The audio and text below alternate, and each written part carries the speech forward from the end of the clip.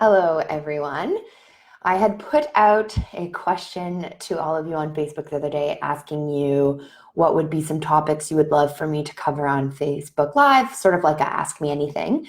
And I thought today I would cover the question that was asked to me, how I stay motivated and inspired. And then I wanted to add in, because another question I got asked was, how do I kind of overcome the social anxiety that often encompasses having to promote ourselves and push ourselves on social media? So I thought that these are a great combo because they more or less, for me at least, come from the same thing.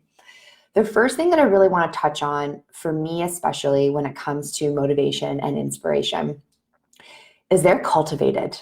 They are not this innate thing that I have or that you have or you don't have. And more often than not, I wake up not motivated and not inspired to do anything in my business, let alone do the really, really hard things that are actually going to push my business forward. The sun just decided to come out and totally ruin my lighting, but that's okay.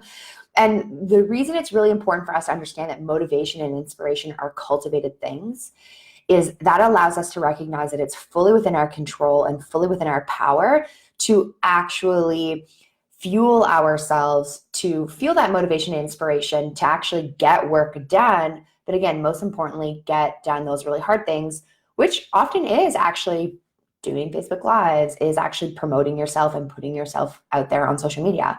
For anyone who runs a business, you understand, particularly if that business is you, like if you are the face of that business or if people really know that you are behind that business, it's so hard. Oh, hey, Gemma, it's really hard to push ourselves outside of our comfort zone. We have a lot of fear and insecurities and judgment. And so when it comes to having the motivation to put ourselves out there or having the motivation to do anything in our business, it's really about actually understanding a few different things. One, we do have to understand ourselves enough to know what motivates us and what demotivates us. So when I'm talking about from a standpoint of what motivates and inspires me, is I get really motivated when I'm on a team. And what that means is my whole life, and I'm going to use a sports analogy later, but my whole life I've played competitive sports and they've always been team sports.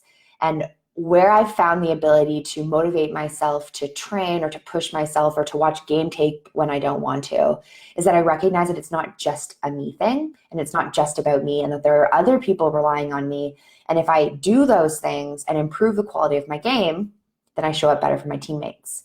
And so how I'm actually able to do that in a business way, because I'm a solo entrepreneur, I do have a team of people who work with me, but they work for me, is I find other ways to create that team. And so for me, one of those things is I think about my clients as my teammates. So when I'm feeling unmotivated or uninspired to do work, it's really easy for me to get excited about showing up for them. So even if I can't show up for me, I show up for them. It also helps that the more I put myself out there, the more positive feedback I get from other people who essentially become my community and my audience, whether or not they are my clients or students in my online course. They're people who maybe go to my talks or listen to my podcast or just watch me on social media. And having those people reach out to me and tell me that my posts inspire them is also what motivates me to keep creating and keep going on the days that I don't. And so for me, like that sense of cultivated motivation really comes from not only like being a team player and wanting to show up for other people, but also recognizing that I have really ambitious dreams and I'm not going to like get to those dreams if I sit on my ass all day long. I really wish I could. Like, I promise you, if there was a way to sit on your butt and watch Netflix all day and still build a super impactful business, I would have figured out how to do it by now, because I am actually innately quite a lazy person. And because of that, I do understand again why motivation and inspiration is cultivated. So for me, it comes from that team aspect and finding ways to show up for other people when I'm incapable of showing up for myself. It comes from me realizing that I have a really grand vision for my life. And even though some of the things might be very far away, I'm only going to get there if I do it one step at a time. Oh, hey, Alicia. And then another thing too with motivation and inspiration is it's really looking at what's in my power. So I have a morning routine, as an example, that helps set me up for success throughout the day. And for years, I did not have a morning routine. And finding the motivation to actually do hard things in my business, especially first thing, was really, really difficult. But since setting up a morning routine that primes me and gets me ready for my day, it's so much easier for me to transition into those hard things. My morning routine consists of me, I wake up, I do like a really quick, like abundance style meditation, like guided meditation. And then I take my dogs out, I make a coffee, I do like a journaling exercise where I just practice gratitude. And for me, a lot of that gratitude, it's focused on my life, but it's also focused in my business. And I really look at what are all the things that I'm thankful for that are occurring in my business. What awesome clients am I working with? Actually, Gemma, because you're on, you were in my gratitude journal last week when I was writing down, like, I'm so grateful that I have such a highly ambitious and motivated client like Gemma. And I call more clients like Gemma into my life. So that's part of my morning routine too, because one, it helps me focus on the things that are going well in my business. And it helps me focus on the things that are actually in my control in my business. And then by asking to, open myself up or call more of that into my life, what I'm also doing, not just in a like the universe will give you what you want way, but I'm also priming my brain to think about ways that I can find more of the thing that I'm grateful for, which means that throughout my day, I'm more likely to show up and do that hard work because I appreciated the fact that I already have this thing I want and that I want more of it. And then the last part of my morning routine is just reading. And it's always like a personal development or a business book. And for me, again, I find that those three things in the morning help motivate me and get me in the right headspace to find the motivation to go throughout my day. Another one I have, I just got a whole bunch of bullet points, is like, again, looking at what's in my power. I also get curious about like, when am I demotivated and when do I lose inspiration? And those things happen when I feel like everything's happening to me, when I feel like the world is crumbling beneath my feet or my business is crumbling beneath my feet. And it always occurs around, again, this time where I start to feel powerless, where I feel like externally all these things are happening to me. And so finding motivation and inspiration is about recognizing that sun, it just keeps coming in and out, is about recognizing that if I focus on what is within my control and if I focus on what is within my power, that's motivating because I have the ability to do those things. It's not motivating when we think about what we don't have or the resources we lack or how we didn't get the thing that we want. And so for me, part of being motivated and inspired is also, again, being grateful, looking at the positive side of stuff and really focusing on the things that are within my control. Another thing that I do that I was actually just talking about, I'm just going to close that a bit, actually. That's the problem. Oh, it's still too bright. This is a live video, guys. You get the behind the scenes. Okay, now that I can actually see you again and read your comments, the analogy that I wanted to use, and this is a thing that really helps me, again, with staying motivated and staying inspired and helping me push through doing the hard things, my business, like the social anxiety that comes with pushing yourself online and online marketing and social media, it's about recognizing that every little thing that I do, so if a post I make doesn't get the traction that I want, or if I put out an offer for new clients and no one gets back to me, what I recognize is that moment isn't the end all be all life or death of my business. It's just like a benchmark. And an analogy that I was using in a speech that I gave this weekend at a conference, Combining Passions, that I think really helps kind of add to this point is I want you guys all, most people know how to play basketball. So you've seen basketball or you played basketball or you had to play it in high school or grade school.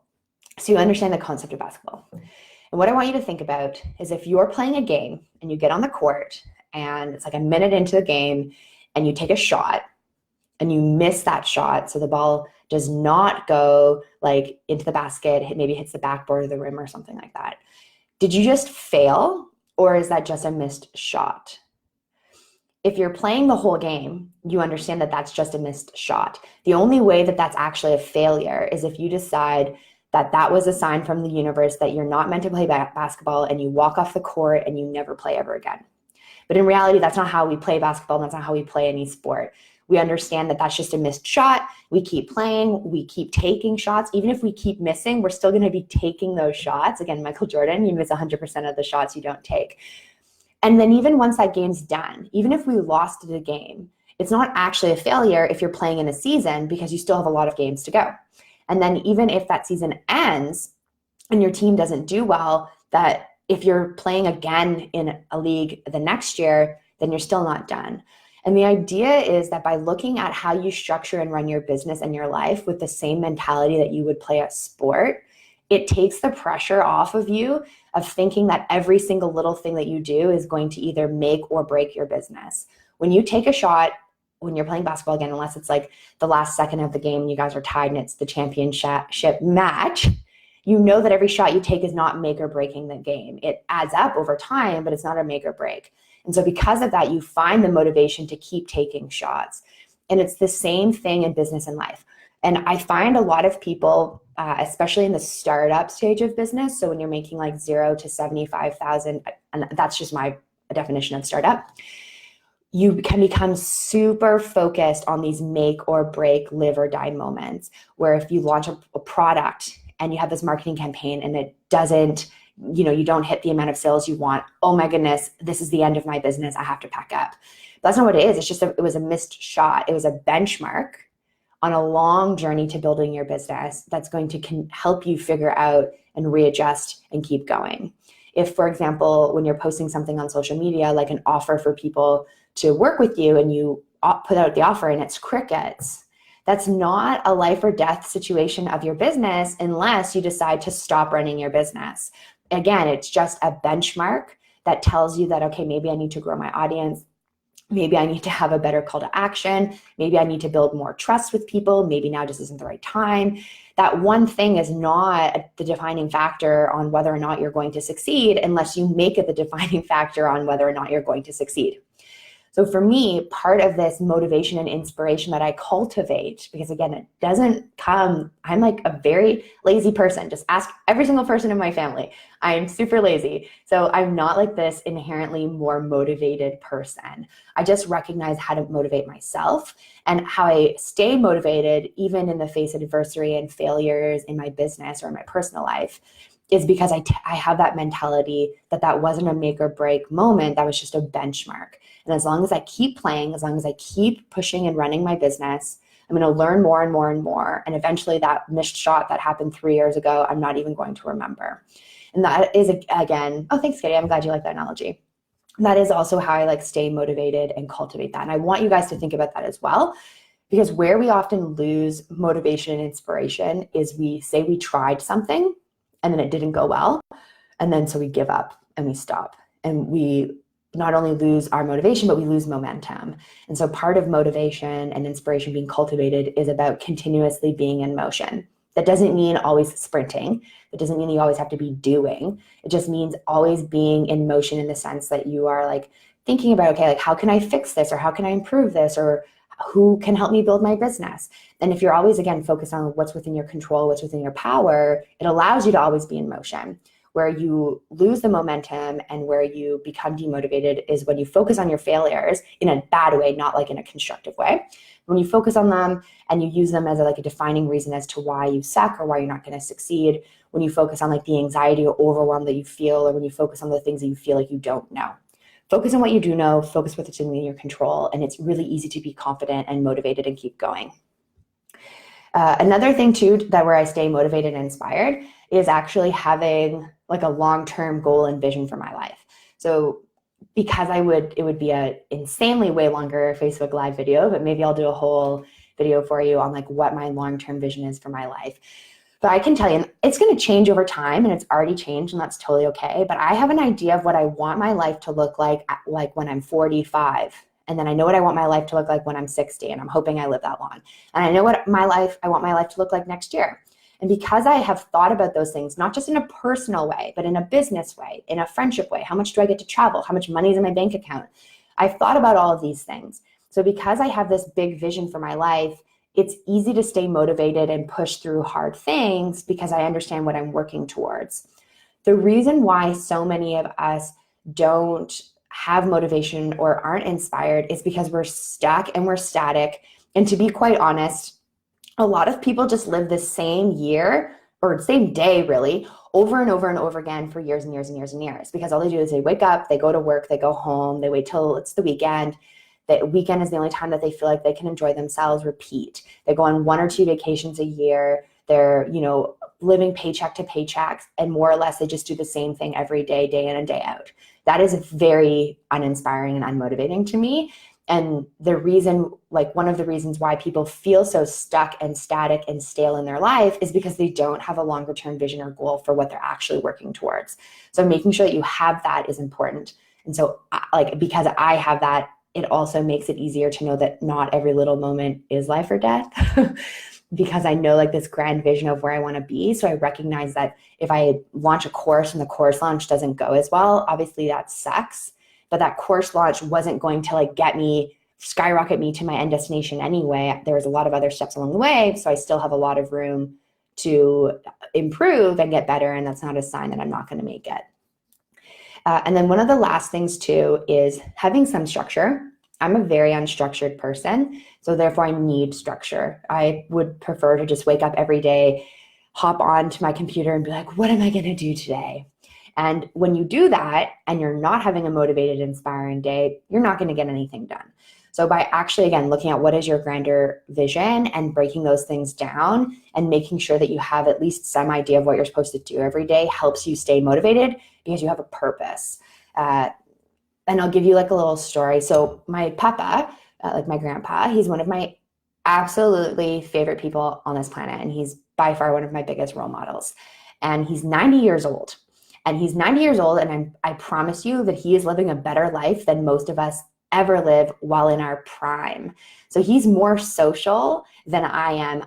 I'm 30 and he's 90 and he has a better social life than me. He still lives on his own. He still goes hunting and fishing. He just bought himself a 4-wheeler or a new 4-wheeler. So he's living the life. And I've asked him, and a lot of people ask him, how do you do it at 90 years old? How is it that you are still able to live the lifestyle that you live? And he's not an overly healthy dude or anything like that. He loves his beers and meat and potatoes. But what he says is he's well, every single day I wake up with purpose, even if that's just to walk outside and cut the wood or go he has a garden, if it's to go tend to my garden. When I go to bed, I know what I'm waking up for the next morning, and that motivates me to get out of bed and that motivates me to get going. And he claims that that's the reason why at 90 years old, he still has a higher quality of life than most people do when they're in their 30s. And it's not genetics or anything like that. He does really coin it down to having purpose. And so many of us don't have purpose in our lives. We just wake up and we go to work and that's it. And so that's very uninspiring and unmotivating. And even me sometimes, if I don't have a plan or a structure, then I am also just waking up and going to work. It doesn't matter if I'm an entrepreneur and building the business that I want. If I haven't set out a purpose or a goal for myself that day, then I'm just doing the same thing. I'm just waking up, plugging away, and closing up shop. And that's unfortunately is also how a lot of entrepreneurs run their business. So actually having these goals and having a purpose. And then another thing too is just creating accountability and safety nets. So sometimes I can't trust myself to do things. So I make sure I'm accountable to other people. I set up reminders in my computer, things like that. I have a planner. So I just do things to make sure that I stay focused. And then the last thing too is really about recognizing that there are a few things in my business that really make me money and will really push my business forward. And I can't outsource those things. And so for me, that's things I have to create my own content. I have to do my own coaching. I have to do my sales and marketing, in part because that's also what I'm good at. And that's where my personality really shines in. And so part of being inspired and motivated is also recognizing that I have skills and things that I'm already really good at. And so that's where I should really be focusing my time and attention. Again, this whole negative versus positive. If I'm focusing on the positive aspects of my personality, of my skills, of my resources, it's easier for me to stay motivated and do the work on my business. Whereas if I'm focusing on the things that I don't have, if I'm focusing on, how I don't have a certain skill set or how never get me to build you a website, that's so unmotivated and uninspiring for me. and I would suck at it, and you would have a horrible website. So again, part of it is really about knowing what are you good at, what are you not good at. Don't force yourself to do a whole bunch of shit every day that you hate, because that's unmotivating and you're doing that to yourself. So if you feel like you're stuck in this space where like, I have to do these things, and maybe you do, then at least change up your mindset and say that I get to do these things versus I have to. Because at the end of the day, again, motivation is cultivated. Inspiration is cultivated. The ability to work through fears and anxiety, it's all cultivated. And it all really just comes down to like how we think and how we're approaching ourselves, our situation, our day, and our life. So for me, that's a little bit of a rundown on the things that help me stay motivated and inspired to do the things that I do in my business, whether that be a hard thing or an easy thing.